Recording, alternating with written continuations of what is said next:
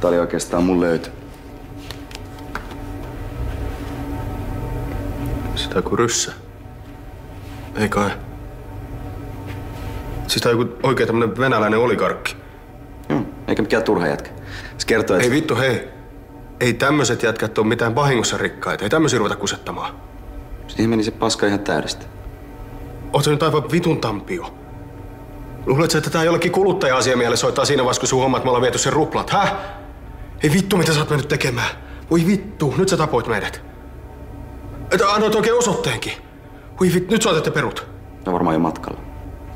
Soitat ja perut, vittu, keksit jotain, sanot, että mulla on aivokalvon tulehdus tai jotain, ihan samaa. En mä tiedä, miten se suhtautuu, kun se antoi sen ennakkomaksunkin jo.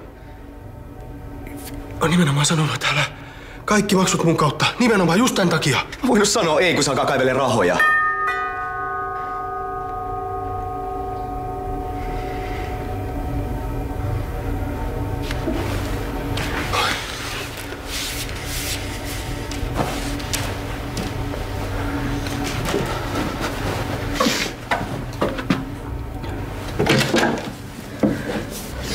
Terve.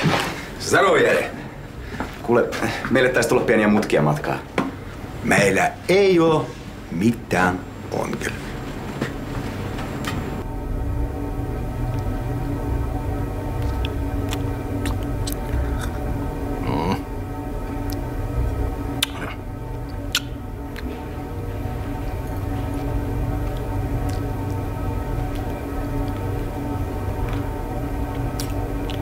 Eiköhän mennä jo liike-asioihin. Joo. Sasha ja Sergei ovat eräänlaisia alihankkijoitani. Heillä on lomaosakkuuksia välittävät agentuurit Puskinissa ja Kolpinossa. Ajattelemme tehdä teille tarjouksia, josta niin sanotusti, että voi kieltäytyä.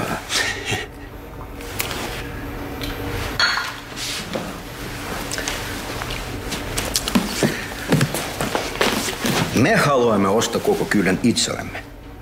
Se on valmis.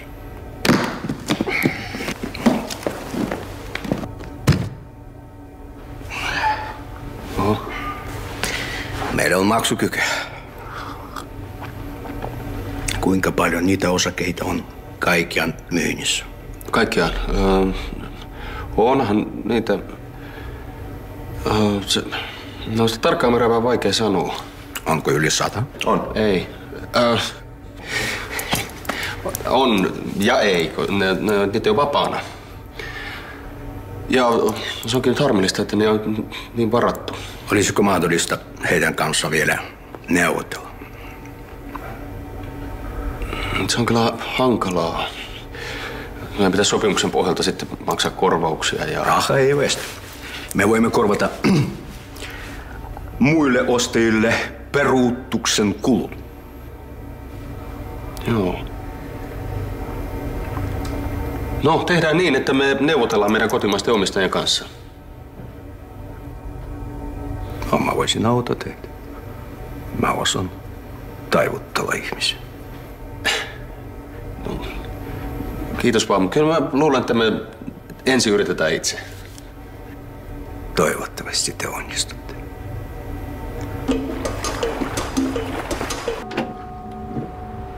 Terve, Jari.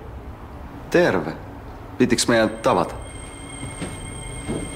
Mä tulin vain tervehtimään. Mitä niin? Onko sulla kiire? Ei.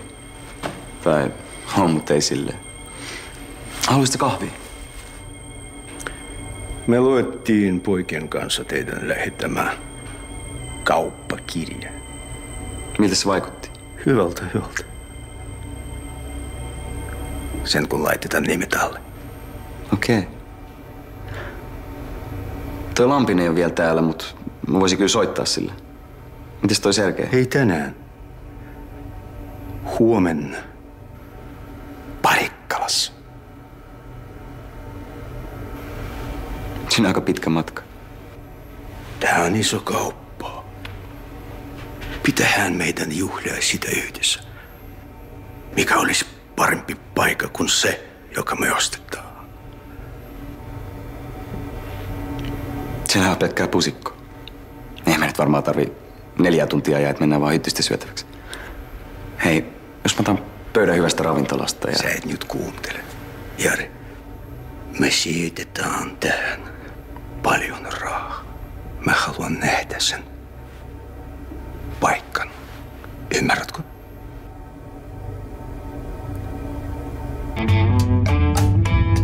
Meidän piti lähteä vasta 2. Joo, mut pojat tässä järjesti meille pikku yllätyksen. Tää on ihan hyvä homma. Mulla olisi tajussa takaisinkin, vai mitä? Serce mój placenta, czarnym malakom.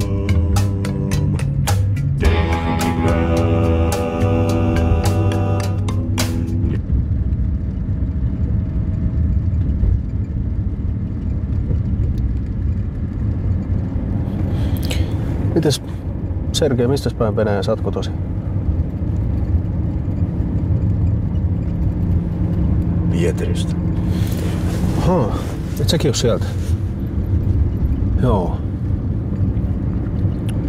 Mä oon käynyt siellä joskus ihan pikkulapsena. Mä oon käynyt siellä kerran vaan. Se on hieno kesäkaupunki. Ja mä muistan siitä paljon. Tietysti kesäpalatsi ja kantosiipialuksella mentiin. Jäätelö maistui vähän oudolle. Mutta se oli silloin neukkuaikoihin. Nykyään siellä on kaikki pelit ja vehkeet teillä. Mä luin jostain artikkeliin, että teillä Pietarissa saa melkein joka kadun kulmasta sushia. Pitäis paikkansa? Syötäkö te sushia? Meillä on vähän erimielisyyksiä Sergein kanssa tästä kaupasta. Hän epäilee, että te huijatte. Että me huijataan? Siis minä ja Jari, millä lailla me huijataan?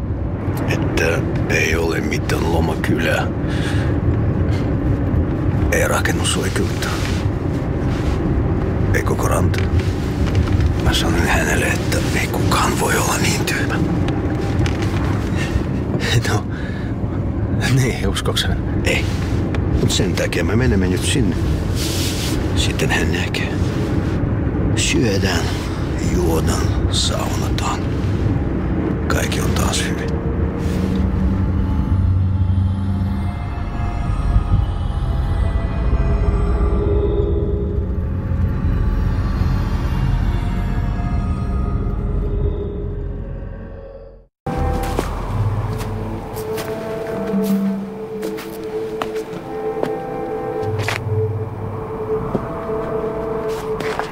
Mites?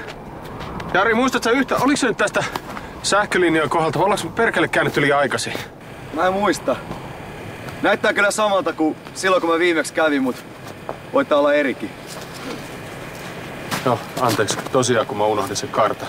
Ei sanokaan vaan sitä, että rupee väsyttää. Tässä rupeaa olla kylmäkin. Te olette erehtynyt paikasta nyt 2 kertaa. Me olemme kävelleet täällä yli tunnin. Lampinen, onko sitä paikka olemassa? Vai ei? Totta kai se on olemassa. On. Ei kun se on tuolla päin, joo. Se on tuolla päin. Mennään tänne päin. Ja mä noin männyt mun.